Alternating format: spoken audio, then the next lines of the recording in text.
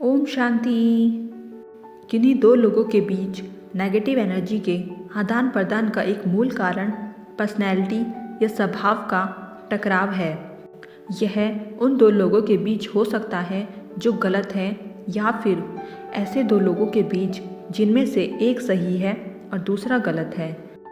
और कभी कभी उन दो लोगों के बीच हो सकता है जो अपने अपने तरीके से सही हैं।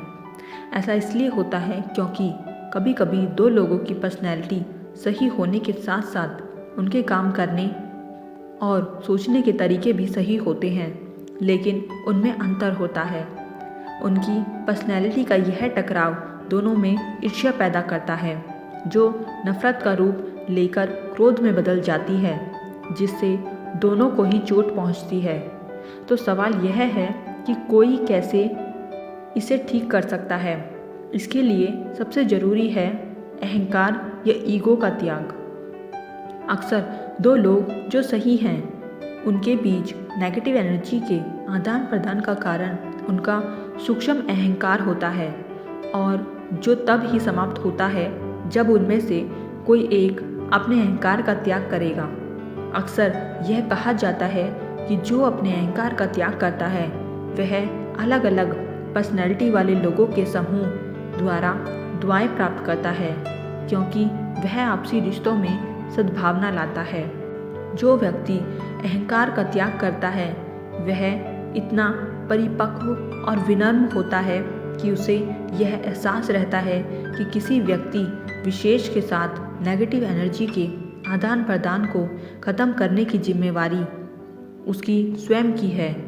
ऐसे व्यक्ति की नाजुक बुद्धि स्थिति के अनुसार खुद को ढालने या समायोजित करने के साथ साथ इस नेगेटिविटी के आदान प्रदान को ख़त्म किए जाने के महत्व को अच्छे से समझाती है, और ऐसे व्यक्ति में शुभ कामनाएं भरपूर होती है। वह अपने हित का त्याग करेगा, मैं सही हूँ कि अवेयरनेस और चीज़ों के प्रति भी अपनी अवेयरनेस का त्याग करेगा और दूसरों के हित को पहले रखेगा। साथ ही वह अपने नाम मान शान का त्याग कर दूसरों की महिमा करेगा।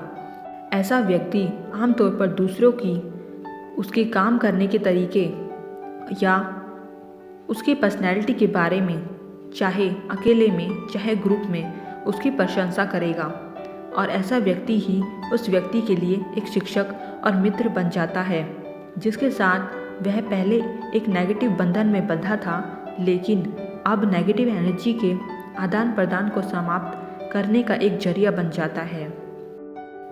इसके आगे हम नेक्स्ट वीडियो में देखेंगे। ओम शांति।